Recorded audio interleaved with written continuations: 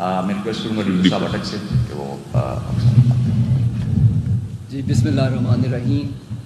जैसे आप जानते हैं कि अटक जो है वो फ़र्स्ट लाइन ऑफ एंगेजमेंट था और 24 तारीख को तकरीबन 3 बजे अटक ने इनको रिसीव किया और उसके बाद रेजिस्टेंस का अमल जो है वो जारी हुआ और तकरीबन 24 घंटे से भी ऊपर 25 तारीख को तकरीबन 3-3:30 बजे हमारा लास्ट लाइन ऑफ डिफेंस जो था पत्थरगढ़ पहाड़ी, वहाँ पे हमारी इनके साथ एंगेजमेंट जारी थी।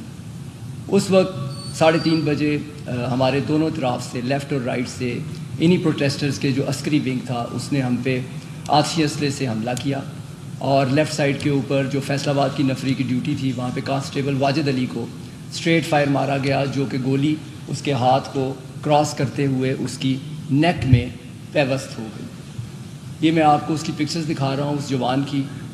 ये उसके बाजू हाथ से जो गोली क्रॉस की और ये उसकी नेक जो गोली पेवस्त है और वो इस वक्त ICU में है लड़का।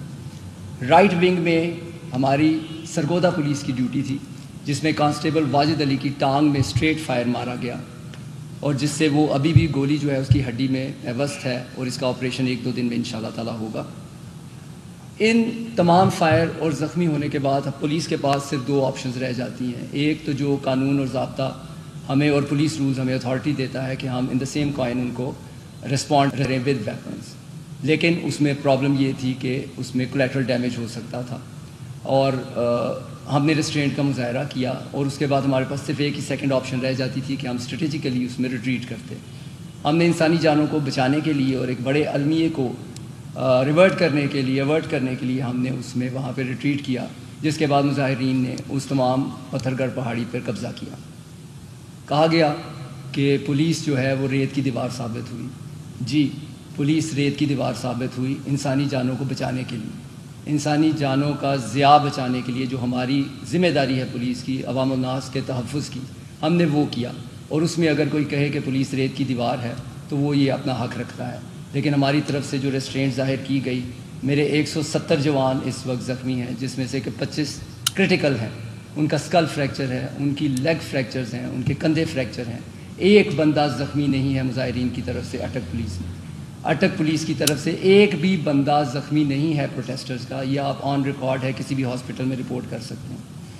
बहरहाल जो भी हुआ जैसे भी हुआ, तो मोर दैन 24 आवर्स अटक पुलिस ने जिस तरह भी नॉन लीथल तरीके से उनको रोकना था हमने उनको रोका और उसके बाद वो वहाँ से गुजर गए। बाद में आगे भी जिस तरह CPO साहब ने कहा और RPO साहब ने कहा, ये तबाही जारी रही और 27 तारीख को जब इन्होंने वापसी वहाँ से शुरू की तो अब अल्लाह के फजल व करम से 700 से ज़्यादा मुजाहिरीन जो हैं वो हमने अरेस्ट किए हैं और उनके कब्ज़े से जिस किस्म का सामान बरामद हुआ है उसमें ना सिर्फ उनके अपने जो वो चीज़ें लेकर आए हुए थे बल्कि पुलिस की और आवाम की लूटा हुआ माल भी जो है वो भी उसमें रिकवर हो चुका है।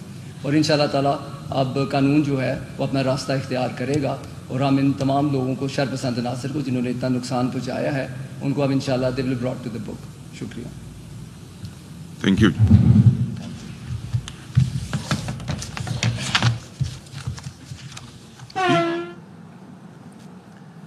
RPO रावलपिंडी, CPO रावलपिंडी और DPO अटक की जानिब से प्रेस कॉन्फ्रेंस की जा रही थी और RPO रावलपिंडी की जानिब से कहा गया कि 24 नवंबर की कॉल पुरअमन कही गई मगर पुरतशद्दुद बनकर सामने आई। 24 नवंबर को हज़ारों की तादाद में लोग रावलपिंडी में दाखिल हुए। उन्होंने कहा कि पुलिस ने रोका तो मुजाहिरीन की जानिब से सख्त पुरतशद्दुद रवैया अपनाया गया।